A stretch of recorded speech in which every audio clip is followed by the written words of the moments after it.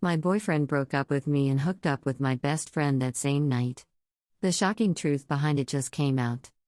If you haven't read the first part of this story, make sure to watch it for the full context. The link is in the description. Let's start the video. Hey Reddit. A few days passed, and life seemed to settle into an uncomfortable kind of normal. I focused on myself, working on my career, picking up old hobbies, and spending time with friends who supported me. But deep down, I knew there was more to come. This drama wasn't over. I wasn't expecting to hear from Rachel, but when she finally reached out, I didn't know how to feel. She asked if we could meet up again, and despite everything, I agreed. Part of me wanted to believe she could actually be sorry for what she did. Another part of me knew I was just setting myself up for more disappointment. We met at a park this time, away from the prying eyes of her apartment or my work. She looked different. Her usual confidence was gone, replaced by an almost pleading expression. It was almost like she was trying to repair something, but I wasn't sure if she was trying to fix herself or the mess she made. "I know I hurt you," she started, looking down at her hands. "I didn't want things to turn out this way." "Then why did you do it?" me asked, feeling the anger rise in me once again. "You had a choice, Rachel. You could have told me the truth. You could have stopped before it got this far." She bit her lip and hesitated before speaking again. "I was confused," she said. "I didn't expect things with Alex to get so serious, but they did. And I didn't know how to stop it, how to fix what I'd already broken." I shook my head. "You can't fix this. Not by pretending it's just some mistake. What you did wasn't a mistake. It was betrayal." There was a long pause before she spoke again, her voice barely above a whisper. "I don't want to lose you as a friend. I know it's going to take time, but I want to make things right, even if it takes forever." I stood up, not able to stay seated anymore. "You can't make it right, Rachel. What you did can't be fixed by a simple apology or pretending like we can go back to how things were. I'm done with that." I walked away, and as I left, I couldn't help but feel both relieved and sad. Rachel wasn't the person I thought she was, and she wasn't someone I could trust anymore. But then came the unexpected. A few hours after our meeting, I got a text from an anonymous number. At first, I thought it was spam, but as I read it, I realized it was someone who knew exactly what had been going on between Alex and Rachel, and it wasn't pretty. Apparently, things had started to unravel. The rumors weren't just rumors anymore. Alex had been seeing someone else on the side, and Rachel wasn't as oblivious as I thought. In fact, she knew about it, and it was causing a huge rift between them. I didn't know what to think. Part of me felt vindicated, like their entire relationship was falling apart, but another part of me felt sorry for Rachel. Was she really that blind, or was she just choosing to ignore the red flags? As much as I hated to admit it, I was curious to see how this would play out. After everything that had happened, I was no longer invested in their drama, but I couldn't help but wonder how long their so-called perfect relationship would last. Stay tuned, because things are about to get even more complicated. I'll update you when I find out more. Final update.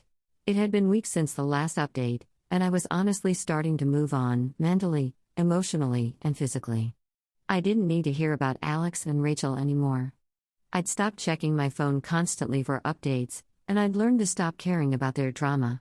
But then, just when I thought the storm had finally passed, the universe threw one last curveball my way. I was at work one afternoon when I got a message from a friend, someone who still kept in touch with Rachel. Her text was short but hit me like a punch to the gut. "Rachel and Alex are done. She found out about his other girl?" I couldn't believe it. After everything they'd put me through, it had all come crashing down. Apparently, Rachel had confronted Alex after seeing a message from another woman on his phone.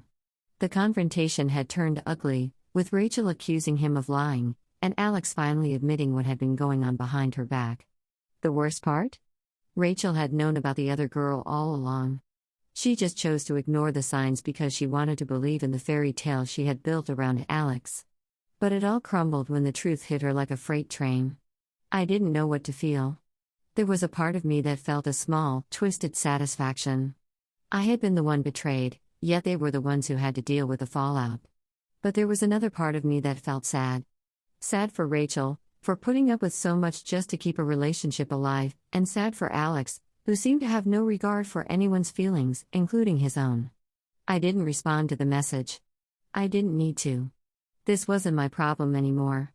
The world had a funny way of bringing people back down to earth, and both Alex and Rachel had learned that lesson the hard way. A week later, I ran into Rachel at the same cafe we had met months ago.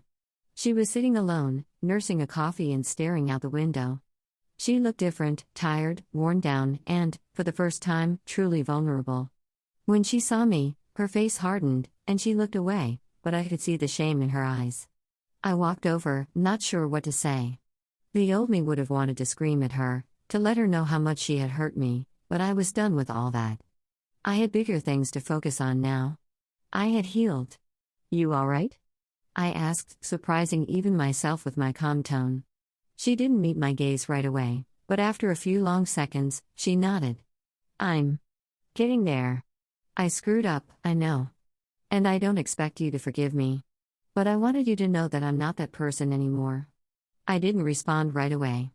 Part of me wanted to say something harsh, to tell her she'd ruined everything we had, but I didn't.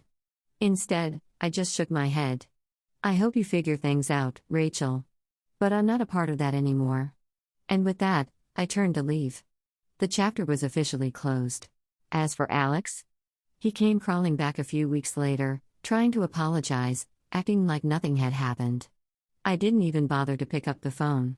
The truth is, I learned more about myself through this whole ordeal than I ever expected. I discovered how strong I could be, how much I was worth, and how important it was to trust my instincts. And while I may never understand why they did what they did, I finally realized that some people just aren't meant to stay in your life forever. I'm moving forward now, focusing on the people who love me and the life I'm building for myself. As for Alex and Rachel, they can deal with the wreckage they created. But I'm done. And I'm better off for it. And with that, this story comes to an end.